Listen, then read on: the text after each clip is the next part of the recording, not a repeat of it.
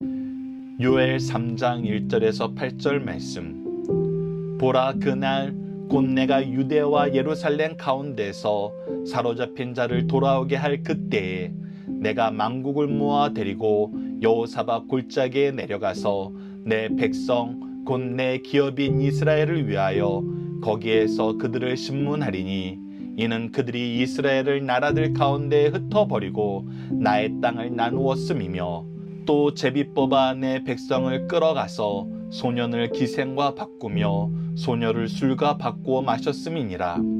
두로와 시돈과 블레셋 사방아, 너희가 나와 무슨 상관이 있느냐? 너희가 내게 보복하겠느냐? 만일 내게 보복하면 너희가 보복하는 것을 내가 신속히 너희 머리에 돌리리니, 곧 너희가 내 은과 금을 빼앗고 나의 징계한 보물을 너희 신전으로 가져갔으며, 또 유다 자손과 예루살렘 자손들을 헬라 족속에게 팔아서 그들의 영토에서 멀리 떠나게 하였음이니라. 보라, 내가 그들을 너희가 팔아 이르게 한 곳에서 일으켜 나오게 하고 너희가 행한 것을 너희 머리에 돌려서 너희 자녀를 유다 자손의 손에 팔리니, 그들은 다시 먼 나라 스밧 사람에게 팔리라. 여호와께서 말씀하셨느니라. 아멘.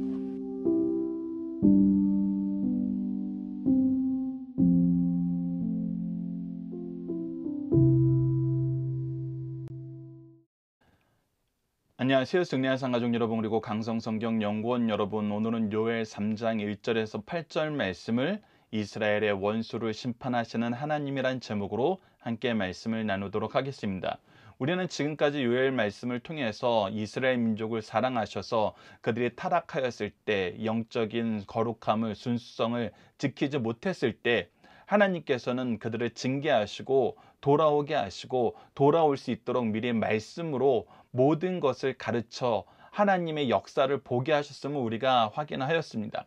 그리고 이 일이 이루어질 때 하나님께서는 회개의 역사를 중요하게 여기시고 회개를 통해서, 회개의 기도를 통해서 우리에게 준비된 은혜의 역사를 베푸심을 우리가 확인할 수 있었습니다.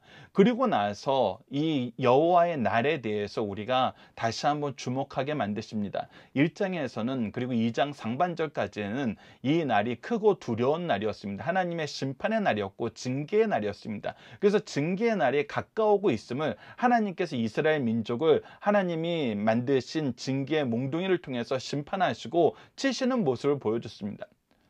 그렇지만 우리가 회개하고 돌이킬 때는 여호와의 날은 우리에게 구원의 날이었습니다. 은혜의 날이었습니다. 하나님의 자비하심이 나타난 날이었고, 하나님이 우리에게 약속하신 생명이 나타나고 회복이 나타나고 승리가 나타나고 영광이 나타나는 날이었습니다.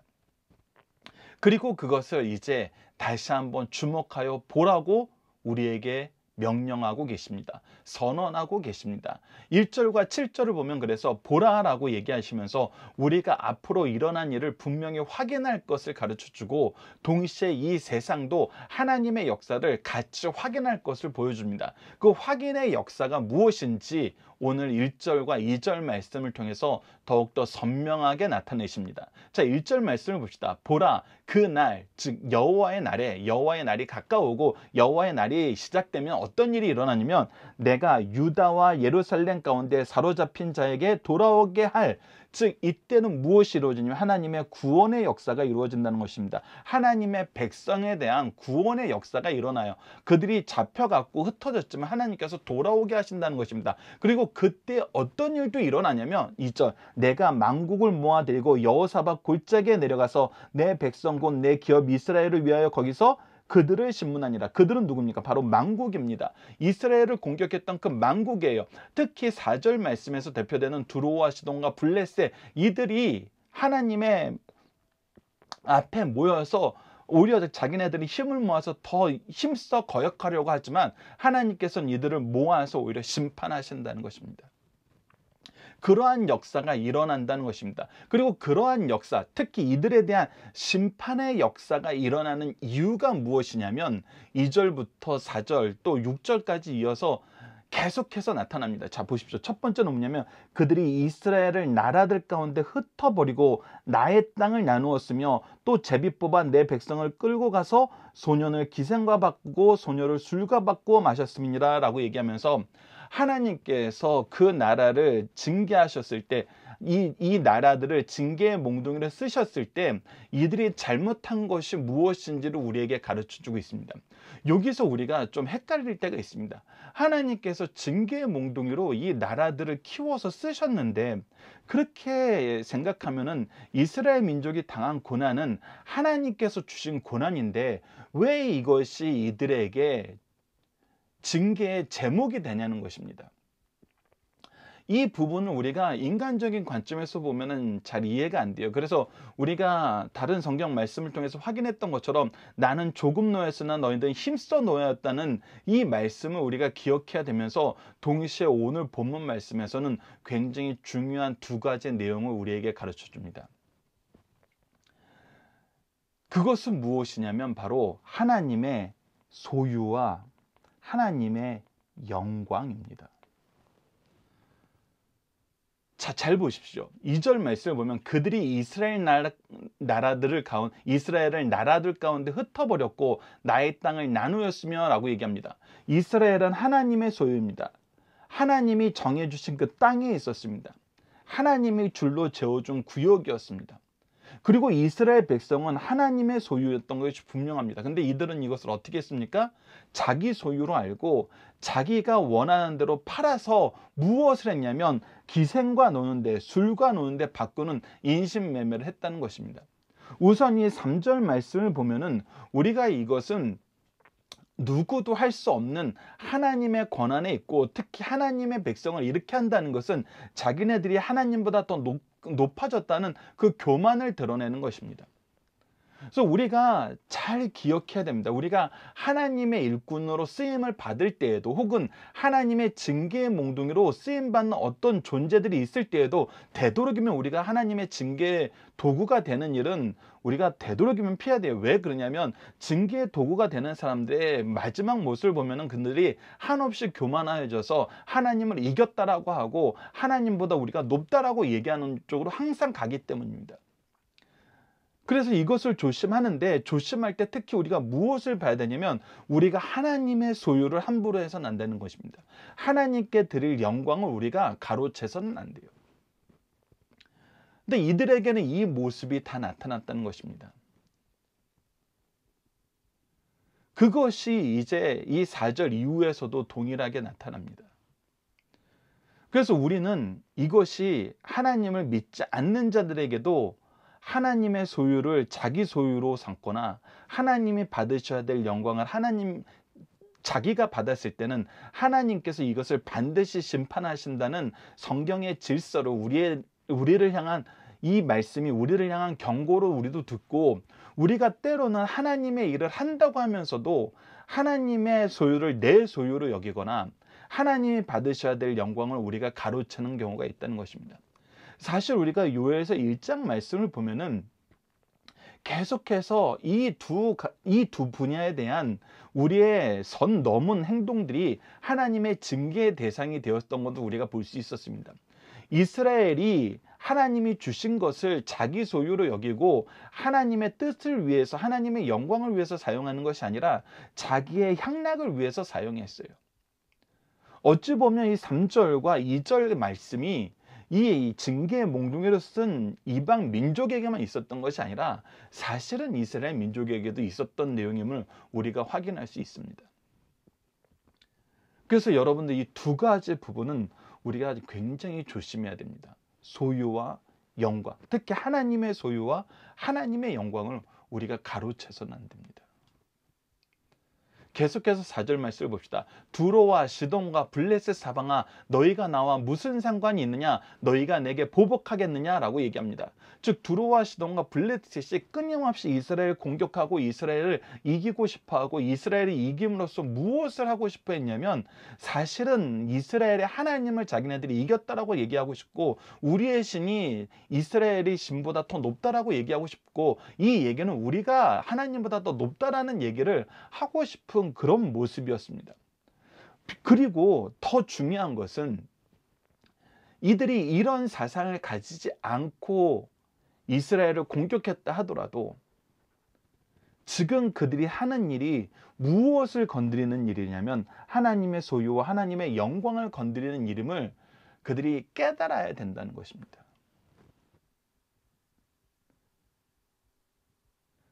그렇지 않으면은 이 일이 하나님과의 어떤 관계가 있는 일인지 이해하지 못하면은 하나님께서는 징계를 통해서 그것을 깨닫게 하신다는 것입니다.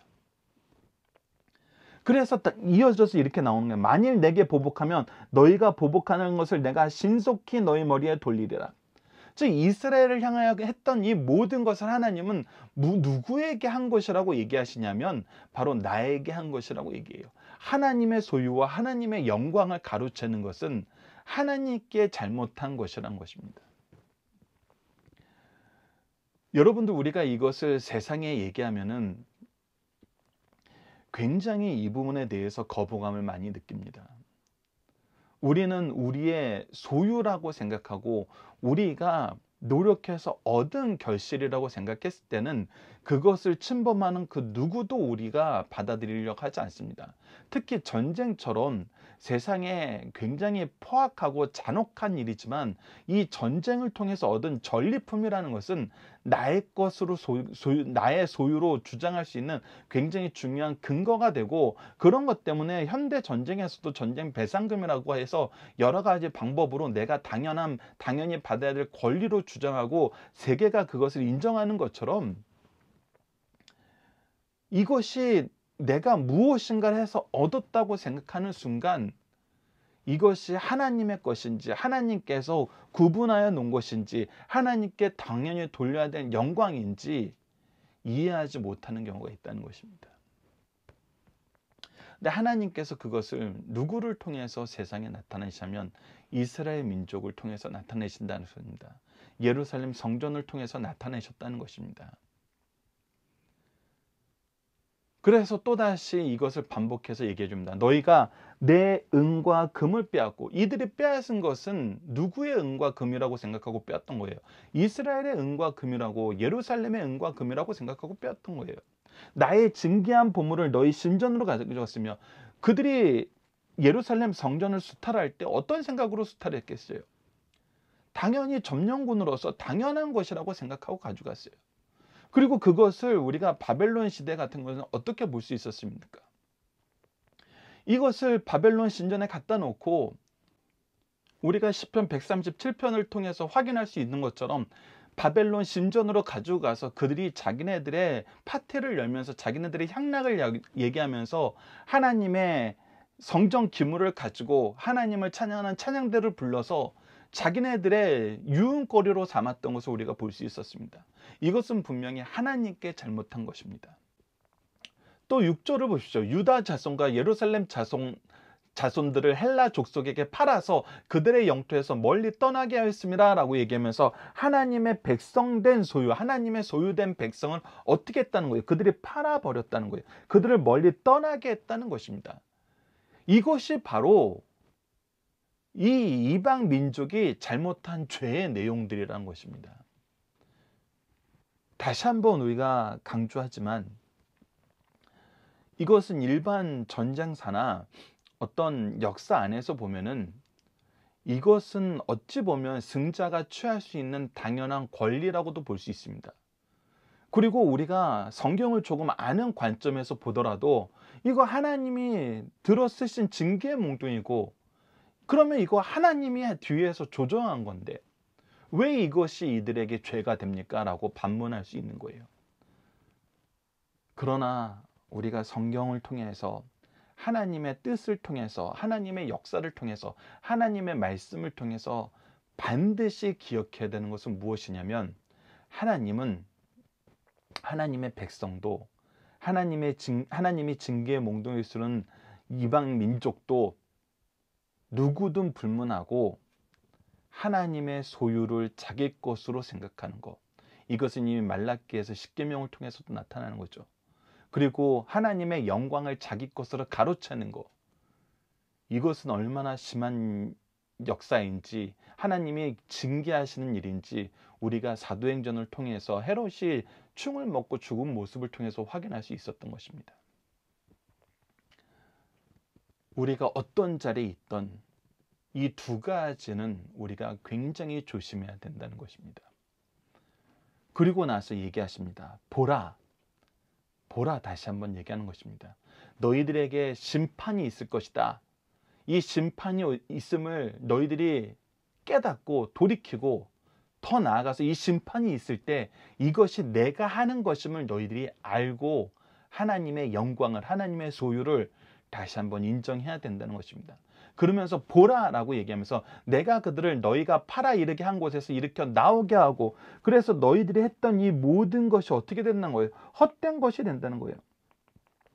자기네들이 이것이 자기의 힘으로 된 것인지 알고 자기가 하나님을 이겼다라고 생각하고 일을 했지만, 하나님은 너희들이 주제 넘었다. 그리고 너희들이 한 모든 것이, 너희들이 내 생각보다 더 나아가서 행한 모든 범죄들이 헛된 것이라는 것입니다. 너희가 행한 것을 너희 머리에 돌리며, 그래서 이것으로 너희들이 오히려 너희들의 죄의 제목이 된다는 겁니다. 너희들이 징계의 이유가 된다는 거예요.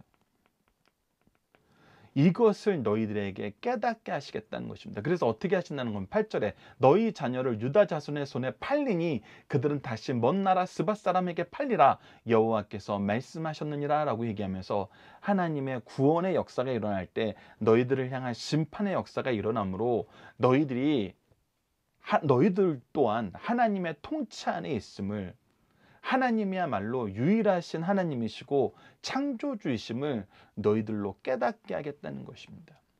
그래서 우리가 시편을 통해서 자주 확인했던 것처럼 하나님은 세상에 하나님이 직접, 우리가 나타나는 거 아니에요. 하나님께서 역사하셔서 직접 나타내시는데 어떤 모습을 나타내시냐면 하나님이 창조주 되신과 하나님이 이 세상의 주권자 되셔서 통치하신과 하나님께서 약속하신 그 언약의 구원을 반드시 이루신과 하나님의 공의로 이 세상을 심판하심을 분명히 알게 하신다는 것입니다.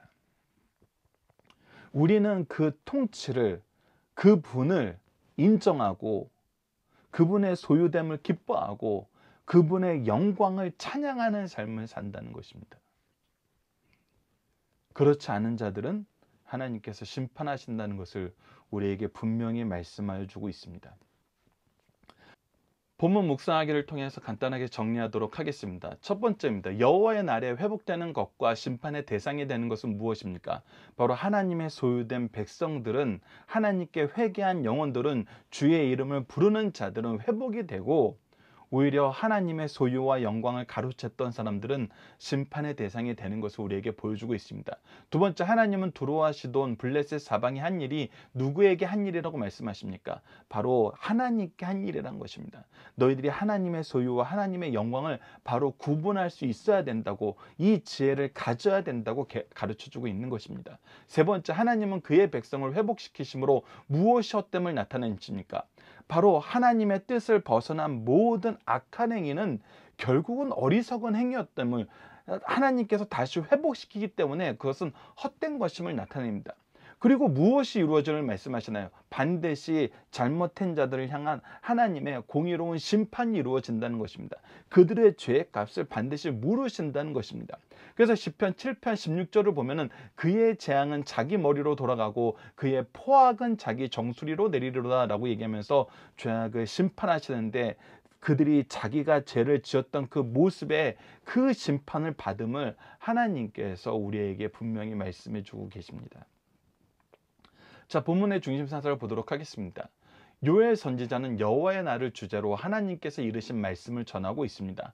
요엘서 3장은 여호와의 날을 중심으로 하나님의 백성을 대항하던 이방 원수들의 심판과 이스라엘의 영광스러운 회복과 하나님의 백성에게 베풀어질 큰 은총을 예고하고 있어요. 요엘서 3장의 구성은 다음과 같습니다. 오늘 우리가 살펴봤던 1절에서 3절은 하나님께서 자기 백성의 기도를 들어주시는 날, 우리가 주의 이름을 부르고 하나님이 우리의 부름에 응답하시는 형태로 우리에게 은총을 베풀어 주시는 날, 그들을 박해하던 자들이 심판받고 하나님의 백성은 은혜를 받게 된다는 것입니다. 즉 심판과 구원의 역사가 동시에 이루어진다는 거예요. 하나님의 백성을 핍박한 자들은 반드시 심판받는다는 것입니다. 그리고 이어서 4절에서 8절은 하나님의 백성을 박해한 두로와 시돈과 블레셋 같은 이방인들의 대표적인 범죄는 무엇이냐는 거예요. 하나님을 모독하고 비인도적인 악행을 저질렀다는 것입니다. 이런 죄를 짓는 자들은 하나님께서 반드시 심판하세요. 특히 이것을 우리가 전체적인 내용을 두 가지로 요약해서 봤는데 무엇이었어요? 하나님의 소유와 하나님의 영광을 침범하는 것, 자기 것으로 여기는 것이었습니다. 세 번째, 우리가 다음 시간에 살펴볼 9절에서 13절 말씀은 사람과 세상 국가가 아무리 날뛰어도 하나님의 명령 앞에서는 복종할 수밖에 없다는 거예요. 요엘 선지자를 통해서 못모할쩌다라는 말이 8번이나 나오면서 하나님의 명령에 순종하라는 것입니다. 네 번째, 하나님의 최후의 심판의 날, 즉 선지자가 말하는 여호와의 날이 임박할 때 형편이 어떠한지를 14절에서 17절에 가르쳐주고 있습니다. 그날이 어떠한 날임을 보여주면서 그날에 있을 하나님의 백성의 승리를 얘기해주고 있어요.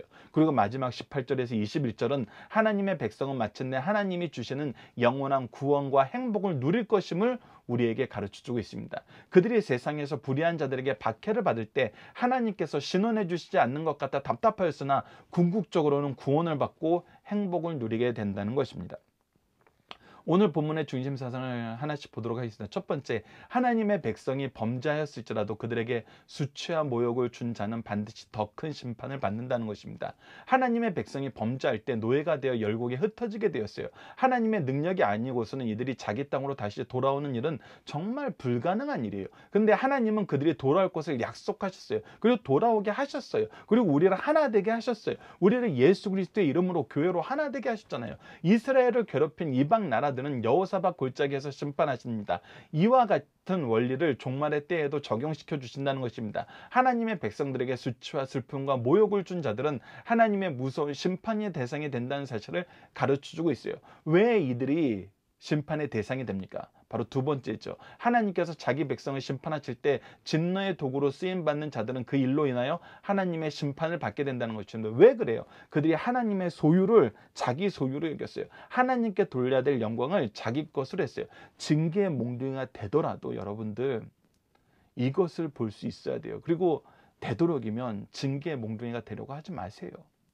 징계의 몽둥이가 되었을 때 잘못하면은 정말 자기가 교만하여지고 하나님의 소유와 영광을 가로채는 일을 빈번하게 됨을 우리는 교회의 역사를 통해서 확인했습니다.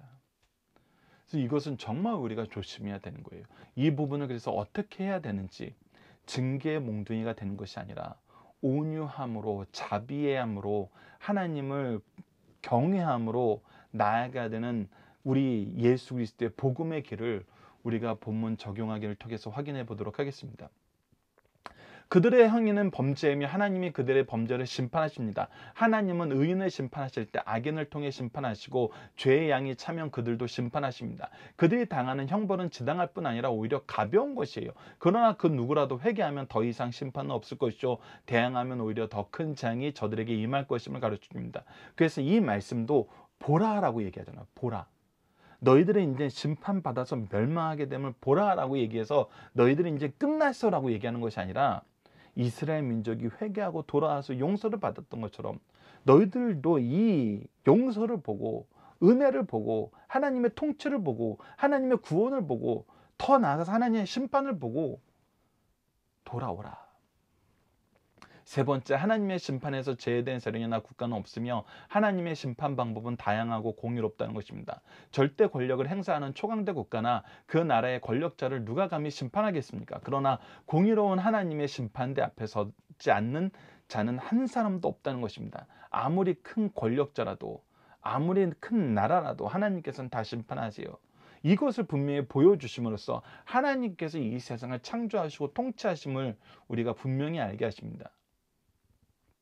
아무리 강한 나라라도 하나님 손 안에 있다는 것을 잊어서는 안 됩니다. 심판의 방법 중 하나는 9절 이하에 나오는 군비 확장과 전쟁이 우리가 이거 다음 시간에 보게 되는데 너무나 안타까운 모습인데 세상은 항상 이 방향으로 가는 것을 우리에게 보여줍니다. 하나님의 공의로운 권세를 생각할 때 성도는 위로받고 힘을 얻어 주신 사명을 충성스럽게 감당할 수 있다는 사실을 가르쳐 줍니다. 우리가 오히려 세상에 더욱더 타락의 길로 가지만 이 모든 것도 하나님께서 미리 말씀하시고 하나님의 주권 안에서 그 범위를 벗어날 수 없음을 보여줌으로써 우리가 하나님의 일을 얼마나 능력 있게 할 수 있는지, 마지막에 우리에게 오는 승리가 얼마나 더 놀라운지를 분명히 알게 하신다는 것입니다. 자, 본문 다짐입니다. 여호사밧 골짜기는 무엇을 의미합니까? 앞에서는 설명을 안 했는데 이 본문은 역대하 20장 26절에 여호사밧 때의 일을 우리에게 가르쳐주고 있습니다. 역대하 20장 26절을 보면 넷째 날 무리가 브라바 골짜기에 모여 거기서 여호와를 송축한지라 그러므로 오늘까지 그곳을 브라가 골짜기라고 일컬었더라라고 얘기하는 이 말씀에 근거하여서 이 말씀이 나온 것입니다. 이 내용이 무엇이냐면 유다 여호사밧 왕 때 BC 872년에서 848년까지의 제의를 보고 있는데, 이때 제이시 암몬과 모압 연합군이 유다로 침입해 왔어요. 근데 유다가 찬양단을 세워서 하나님께 찬양함으로 브리가 골짜기에선 침략군을 무찌르는 것입니다. 그래서 이곳을 여호사밧 골짜기라고 부르게 된 거예요. 요엘 선지자가 언급한 여호사밧 골짜기란 일정한 지역이라기보다는 하나님께서 자기 백성을 위해서 대적을 모아 진멸한 곳, 주께서 재림하셔 마지막 심판을 시행하는 것을 의미함을 우리가 성경을 통해서 확인할 수 있습니다. 두 번째, 하나님께서 정복자들의 행위를 무리로 돌리신 이유는 무엇입니까? 이 부분도 우리가 이제 조금 더 살펴봐야 되죠. 하나님께서 이 정복자들의 이 간악한 행동, 때로는 징계 몽둥이가 되어서 쓰셨던 이 행동을 무의로 돌리신 이유는 하나님의 영광과 하나님의 소유를 하나님께서 지키신다는 이 의미가 있고, 동시에 우리에게는 어떤 약속을 주시는 거예요? 우리가 이렇게 회복받을 수 있는 근거는 뭐냐는 거예요. 우리도 하나님의 소유와 하나님의 영광을 침범한 사람들이었어요. 이스라엘은 여전히 그랬어요. 하지만 회개하고 나니까 하나님께서 이 회개하는 것이 우리의 공로가 될 수 없거든요. 우리가 죗값을 치른 것이 아니에요. 우리가 배상금을 낸 것이 아니에요. 근데 우리를 왜 하나님께서 회복시켜 주셨어요? 하나님은 우리를 회복시킬 때 항상 그 근거는 하나님의 신실하심입니다. 우리를 향한 하나님의 약속이에요. 그래서 창세기 12장 3절을 우리가 기억해야 됩니다. 너를 축복하는 자에게 내가 복을 내리고 너를 저주하는 자에게 내가 저주하리니 땅의 모든 족속이 너로 말미암아 복을 얻을 것이니라 라고 얘기하면서 이 복을 얻는 은혜의 통로로 우리를 다시 사용해 주시는 거예요. 그래서 우리가 하나님께 징계를 받고 돌아오는 것을 통해서 세상도 이스라엘 민족을 보고 돌이킴으로써 하나님의 복을 받으란 거예요. 이스라엘을 보고 깨달으란 거예요. 그리고 이스라엘이 복의 기준이 됨을 깨달으란 거예요. 하나님이 이스라엘을 먼저 선택하신 이유는 이스라엘을 대장 삼아서 온 세상을 이스라엘이 원하는 모습으로 만들기 위한 것이 아니었어요. 여러분들 이 부분에 대해서 동일한 착각을 한 사람들이 누구였습니까? 바로 요셉의 형들이었죠. 하나님께서 요셉에게 꿈을 주시자 요셉을 시기했어요. 그래서 스데반이 사도행전 7장에서 그 형들이 요셉을 시기한 거라고 선언하고 있잖아요. 그러니까 하나님이 요셉을 선택했다는 것을 받아들이기가 힘든 거예요. 왜 동생이 우리의 주권자가 돼야 되냐는 거예요. 왜 동생이 우리 아버지와 어머니의 주권자까지 돼야 되냐는 거예요. 이것은 철저하게 세상 죄악된 관점이에요. 하나님은 요셉을 어떻게 쓰신 거예요? 그 가문을, 그 민족을 구원할 구원의 일꾼으로 쓰신 거예요. 그러니까 요셉을 들어 쓰신 이유는, 가장 본질적인 이유는 뭐냐면 요셉을 통해서 요셉의 모든 가족을 축복하시려는 거예요. 그래서 요셉 혼자 엄청나게 고생하잖아요. 노예로 살고 죄수로 살고. 그러니까 하나님이 나를 위해서 누군가를 먼저 세웠다는 것은 우리가 그들의 노예가 되는 것이 아니에요. 하나님의 일꾼들은 내가 이들을 소유했다고 생각하지 않고 내가 이들의 왕이 되었다고 감히 못해요. 다윗을 보십시오. 다윗이 언제 자기가 이스라엘 민족의 왕됨을 선언하고 자기 의를 위해서, 자기의 권위를 위해서 살았습니까? 오히려 그렇게 살았을 때는 죄를 짓고 하나님의 징계가 되어서 하나님의 징계를 끊임없이 받아들이면서 회개하는 인생을 살았잖아요. 그러니까 우리는 이 개념을 인간적인 개념, 죄인된 관점에서 봐서는 안 됩니다. 이스라엘이 우리의 축복의 기준이 되었다는 것은 이스라엘 통해서 우리를 축복하시는 하나님의 계획이 있었다는 거예요. 하나님이 우리를 복과 화의 기준이 되게 하셨다는 것은 우리가 저들을 정복하고 우리 말 안 들으면 너희들 다 저주받아 죽일 거야, 이런 말을 할 수 있는 존재로 만든 것이 아니라 우리를 통해서 저들을 축복하시려는 하나님의 계획이 있는 거예요. 그래서 우리는 무엇으로 나가요? 섬김으로 나가요. 그것을 보는 것이 바로 본문 적용하기입니다. 본문 적용하기 말씀을 봅시다. 하나님께서 우리를 통해 성경에 기록된 세상을 향한 하나님의 구원과 심판을 전하게 하신 목적은 무엇인가요? 하나님께서 창조주이시고 통치자이시며 모든 주권이 하나님께 있음을 분명히 드러내고 하나님께서는 구원과 심판을 이루신다는 것을 우리로 깨닫게 하시는 거예요. 그래서 우리는 이것을 전할 때 어떻게 해야 됩니까? 우리는 이것을 전하는 우리의 마음은 어떠한 태도로 이 말씀을 전해야 됩니까? 우리 요엘서 2장 12절로 13절 말씀을 다시 기억해야 됩니다. 여호와의 말씀에 너희는 이제라도 금식하며 울며 애통하고 마음을 다하여 내게 돌아오라 하셨으니 너희는 옷을 찢지 말고 마음을 찢고 너희 하나님 여호와께로 돌아올지어다. 그는 은혜로우시며 자비하시며 노하기를 더디하시며 인애가 크시다. 뜻을 돌이켜 재앙을 내리지 아니하시니라 라고 얘기합니다.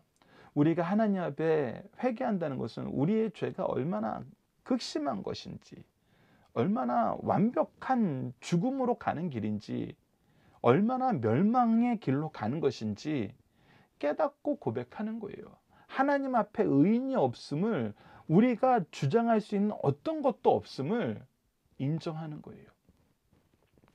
그때 하나님께서 우리를 은혜로 건져주시는 거예요. 은혜를 베풀어서 회복시켜 주시는 거예요. 은혜 안에서 살게 하시는 거예요. 근데 이것이 어찌 우리의 경건과 권능이 될 수 있습니까?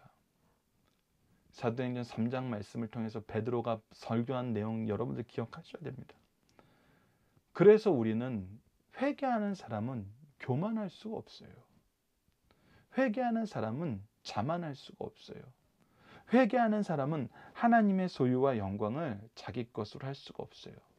그래서 우리가 자주 나누던 베드로전서 3장 15절 말씀, 너희 마음에 그리스도를 주로 삼아 그리스도의 심령과 그리스도의 심장과 그리스도의 마음을 가지고 거룩하게 하고, 우리가 죄를 그 모양이라도 버리고 우리 입술의 죄도 마음의 죄도 다 버리고 너희 속에 있는 소망에 관한 이유를 묻는 자에게, 그래서 우리가 가진 오직 소망은 예수 그리스도를 믿어 이 사람이 하나님의 자녀가 되는 거잖아요.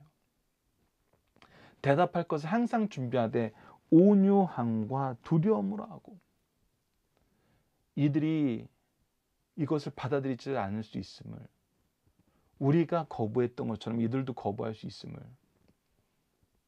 그러나 우리를 은혜 안에서 구원하신 하나님이 이 사람도 은혜 안에서 구원해 주시길 바라는 이 온유한 마음과, 우리가 하나님의 뜻을 잘못 행할까, 우리를 통해서 오히려 상처받지 않을까 두려움으로 우리가 말씀을 전해야 된다는 것입니다. 우리가 이것을 또 잘못해서 하나님의 소유와 하나님의 영광을 우리가 임의대로 정해버리고 침범한다면 우리 또한 하나님 앞에 회개해야 되는 존재임을 다시 한번 확인할 뿐입니다. 자, 이번 주 공동 기도 제목은 우리를 향한 구원의 역사, 회복의 역사, 그리고 공의로우신 심판의 역사가 오직 하나님 뜻 안에서 이루어짐을 깨닫고 하나님을 인정하고 의지하는 삶을 살게 하여 주소서입니다. 오늘 본문 말씀을 통해서는 우리가 이 세상을 살면서 하나님의 창조와 통치와 구원과 심판을 바로 전하는 삶을 살게 하여 주소서, 하나님의 구원의 역사 속에서 사랑과 공의를 바로 전하게 하여 주소서. 이를 전하는 목적이 하나님을 알고 하나님을 믿고 하나님을 의지하여 구원에 이르게 하시기 위한 것임을 깨닫고 온유한 마음과 애통하는 마음으로 복음을 전하게 하여 주시라 기도하는 우리 승리의 삶 가족 여러분들, 강성성경연구원 여러분 되기 기도합니다. 감사합니다.